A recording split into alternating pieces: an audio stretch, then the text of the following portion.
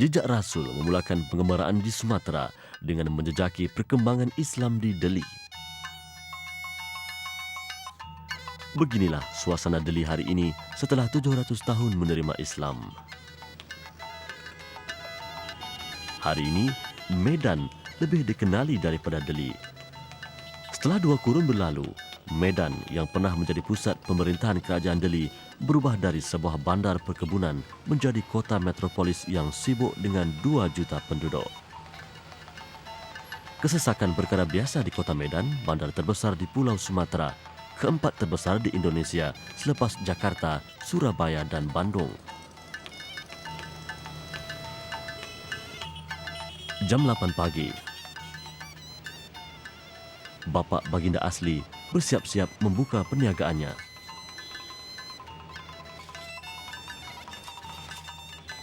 Dia dibantu beberapa pekerja yang dianggapnya anak kandung sendiri.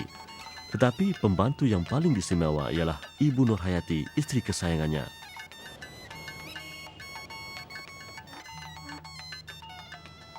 Bagi Bapak Baginda Asli, perniagaannya juga istimewa kerana dia menjual barangan yang mempunyai nilai sentimental. Bapak Baginda berniaga barangan antik yang diperolehi dari beberapa negara. Perabot, senjata lama, hiasan dinding, malahan jam antara barangan antik yang sedia untuk dipasarkan kepada mereka yang berminat.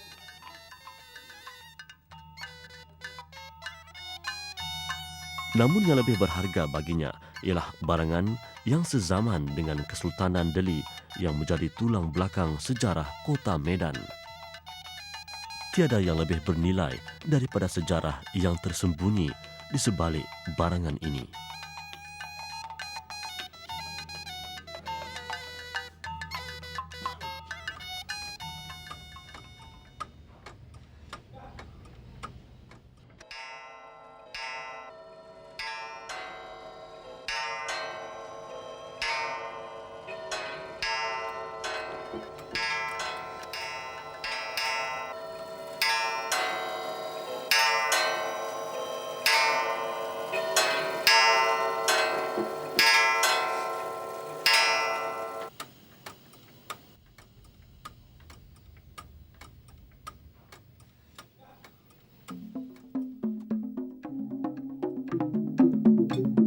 Sejak zaman berzaman, keris menjadi simbol kemegahan bangsa Melayu.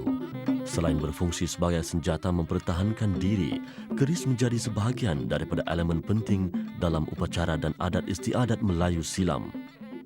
Sebelum kehadiran Portugis, Belanda dan Inggris bersama senjata api dan meriam yang lebih berkuasa di alam Kesultanan Melayu dan Nusantara, kuasa raja adalah mutlak. Kehadiran penjajah di alam Melayu dan Nusantara menamatkan kemutlakan itu. Penjajah mungkin berjaya mengurangkan pengaruh sultan, namun mereka gagal melenyapkan Islam yang bertunjang dalam sistem kehidupan masyarakat Melayu. Tanpa pembelaan dan perjuangan, tentunya Islam tinggal sejarah seperti senjata lama ini yang hanya menjadi kenangan dan simbol semata-mata.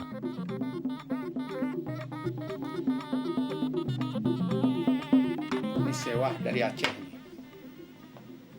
Sewah. Minangkabau pakai sewah juga.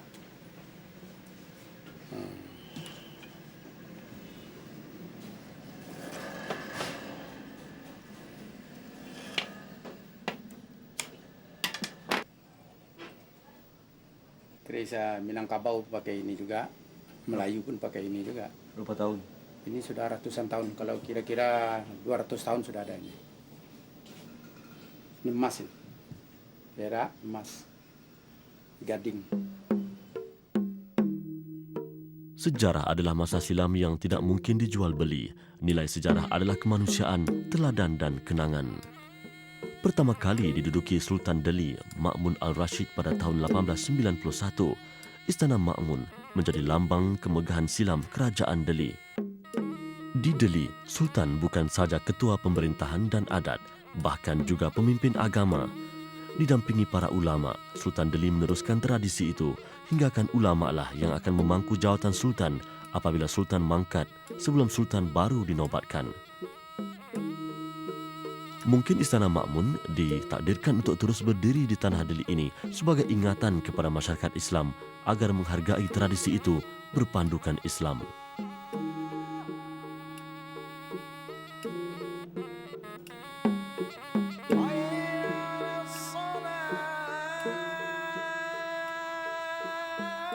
Seratus meter di depan Istana Makmun ialah Masjid Raya Medan yang juga dikenali dengan nama Masjid Raya Al-Mashun.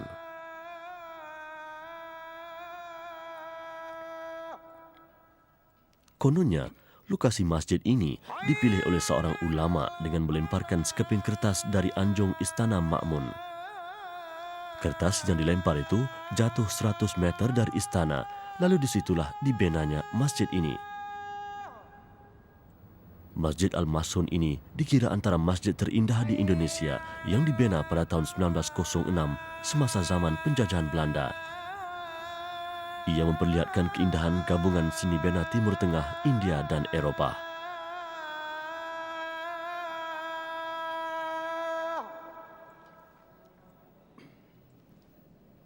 Allahu Akbar, Allah. 1/3 daripada kos pembinaan Masjid Raya Medan ini ditanggung oleh seorang jutawan berbangsa Cina, manakala juru binanya berbangsa Eropah.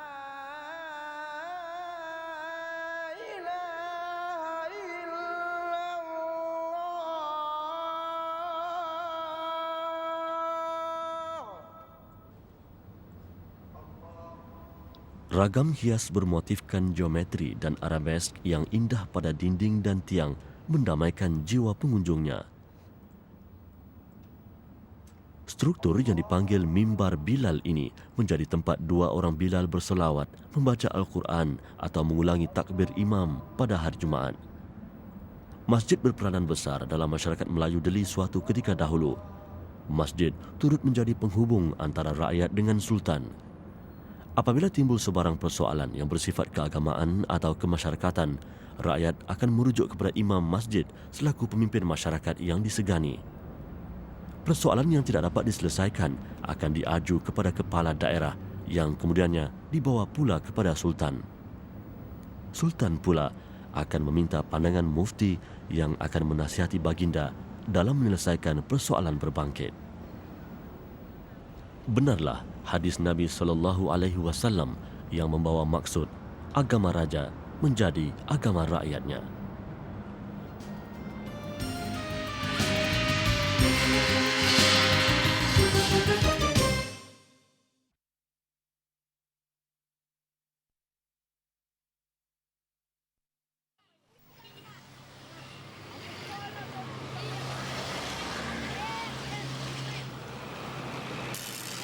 Masjid Raya Al-Osmani, Labuhan Delhi, terletak setengah jam perjalanan dari pusat bandar Medan. Dahulunya daerah ini pernah menjadi pusat pentadbiran kerajaan Delhi sebelum Istana Makmun disiapkan di Medan. Dengan berpindahnya Sultan Delhi ke Istana Makmun pada 1891, rasmilah Medan menjadi ibu kota kerajaan Delhi yang baru. Masjid Raya Al-Osmani Labuhan Delhi diasaskan dengan bahan kayu pilihan pada zaman Sultan Delhi Osman Perkasa Alam pada 1854. Antara tahun 1870 hingga 1872, ia dibangunkan sekali lagi oleh Sultan Mahmud Perkasa Alam. Kerana telah beberapa kali dibaiki dan diperbesarkan, kebanyakan struktur asal serta ukiran dalaman masjid ini yang asli telah terjejas, seperti juga terjejasnya pengaruh Sultan Melayu sejak Sultan Delhi menjemput campur tangan Belanda di wilayah ini pada 1862. Akhirnya, institusi Kesultanan Melayu umpama beduk pecah yang gagal berfungsi seperti sepatutnya. Penjajah memastikan kuasa Sultan dihadkan agar tidak mengancam pengaruh politik dan penguasaan ekonominya di Delhi. Bagaimanapun, ruang untuk beragama masih dibuka selagi tidak mencampuri pentadbiran politik imperialisme Belanda. Penjajah membiarkan masjid-masjid dibina, namun mereka memastikan umat Islam tidak cuba bangun berjihad. Tambahan pula pada penghujung kurun ke-19, Delhi begitu penting dalam penghasilan tembakau untuk diekspor ke Eropah, hingga digelar Deli Negeri Dola. Masjid Raya Al-Osmani menyaksikan kesungguhan Sultan dan rakyat Delhi membela Islam sekalipun dalam era penjajahan.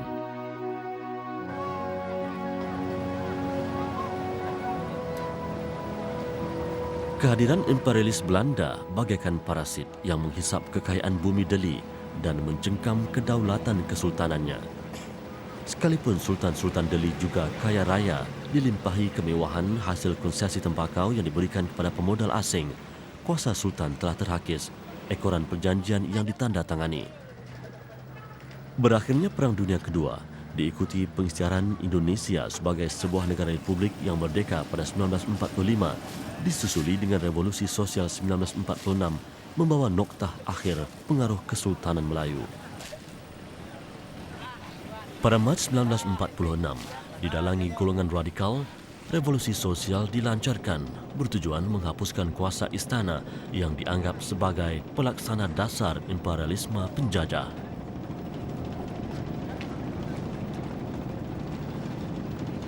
Akibatnya, ramai sultan dan pegawai-pegawainya menjadi korban, termasuk Tengku Amir Hamzah, disemadikan di tanah perkuburan Masjid Azizi Tanjung Pura.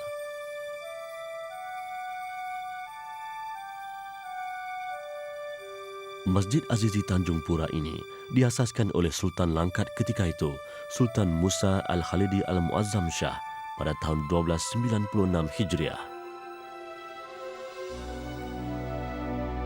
24 tahun kemudiannya, masjid ini dibangunkan semula oleh Tengku Abdul Aziz Sultan Langkat pada tahun 1320 Hijriah bersamaan 1902 Masehi. Ia dinamakan Masjid Azizi bersempena nama baginda.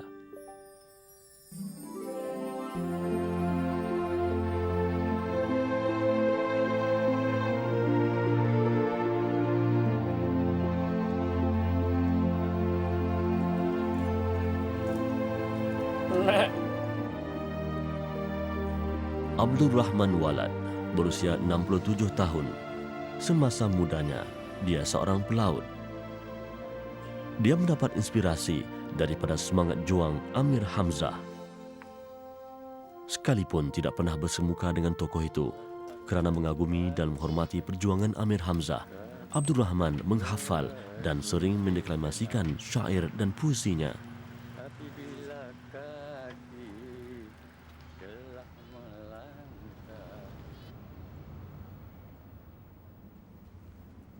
Biarlah daku tinggal di sini, sentosa diriku di sunyi sepi. Tiada berharap, tiada berminta, jauh dunia di sisi dewa. Kata-kata indah ini terpahat pada batu nisan di makam ini yang memandikan jasad almarhum Amir Hamzah, seorang pujangga Melayu dan pejuang nasionalis Indonesia. Almarhum Amir Hamzah berdarah Raja Langkat dan kematiannya mempunyai kaitan dengan hakikat itu. Semasa hayatnya, almarhum banyak menghasilkan karya-karyanya yang mencerminkan perasaan hatinya terhadap isu-isu perjuangan dan isu-isu ketuhanan. Memang sukar untuk menjadi pengganti bagi seorang pujangga, penyair dan pahlawan. Tapi bila kaki telah melangkah, jangan dikenang lagi, akan kembali. Biarpun tiang layar bergerak patah, sebelum sampai jangan berhenti. Janganlah hati beragak singgah, kerana melihat pulau indah menarik. Walaupun hati beragak singgah, tahan luntur di panas terik. Terima kasih. Kalau disebut almarhum ini, apa yang Bapak boleh paling ingat sekali tentang dia? Cuma yang saya ingat itulah dia hanya sebuah deklamasi sanjak itu yang judulnya Jatuhnya Revolusi. Bahwasanya dia menasihatkan kepada rakyat Tanjung Pura ini, jangan kita juga katanya terburu nafsu dalam suatu pekerjaan, dan jangan pula kita terburu nafsu segala unjuk bagi daripada orang atau pemberian-pemberian daripada seseorang.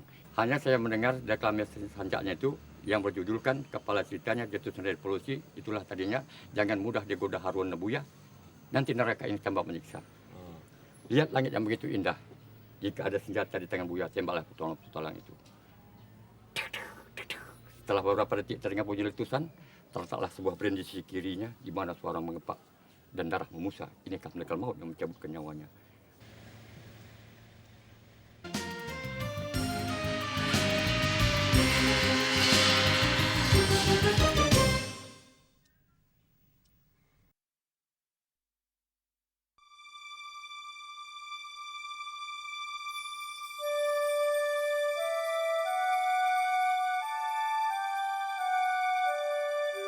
Masjid Azizi Tanjung Pura dibina pada 13 Jun 1902 oleh Sultan Langkat ketika itu, Tunku Haji Musa.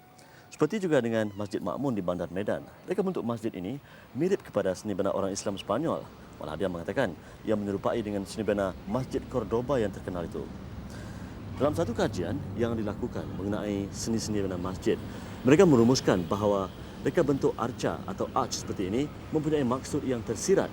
Ia melambangkan sekujur tubuh jenazah dan bertujuan untuk mengingatkan manusia tentang kematian yang pasti hadir pada setiap insan.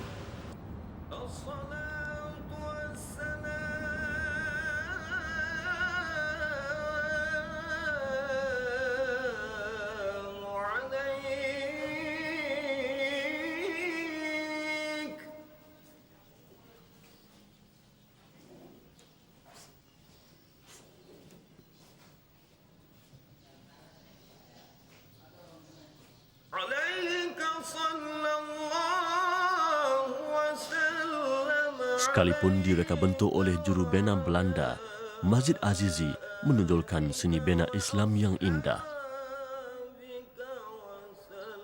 Bentuk struktur binaan masjid kadangkala membawa erti atau simbol tersendiri.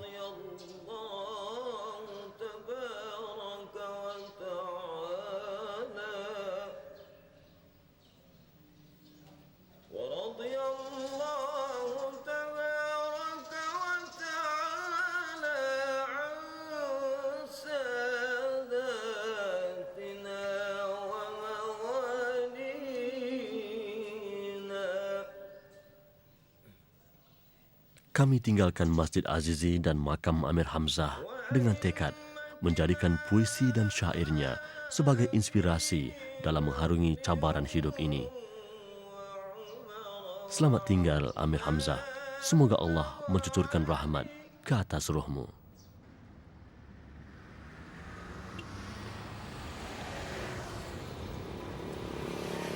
Sejak awal berlakunya pengislaman rantau Melayu, para sultan sentiasa berperanan sebagai pemangkin perkembangan Islam. Ulama pula sentiasa menjadi pakar rujuk yang dihargai.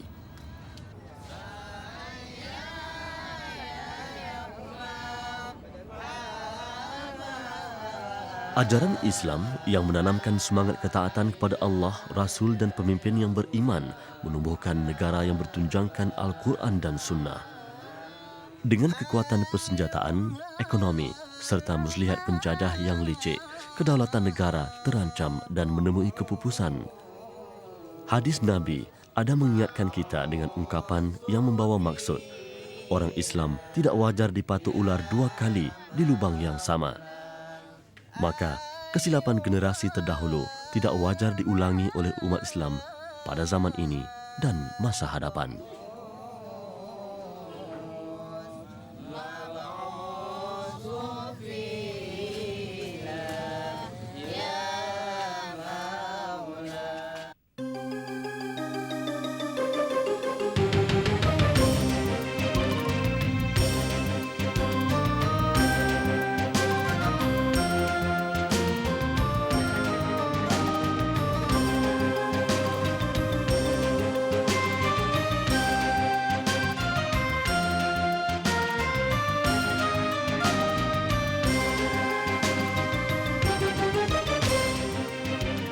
Semoga anda terhibur dengan episod Jejak Rasul hari ini.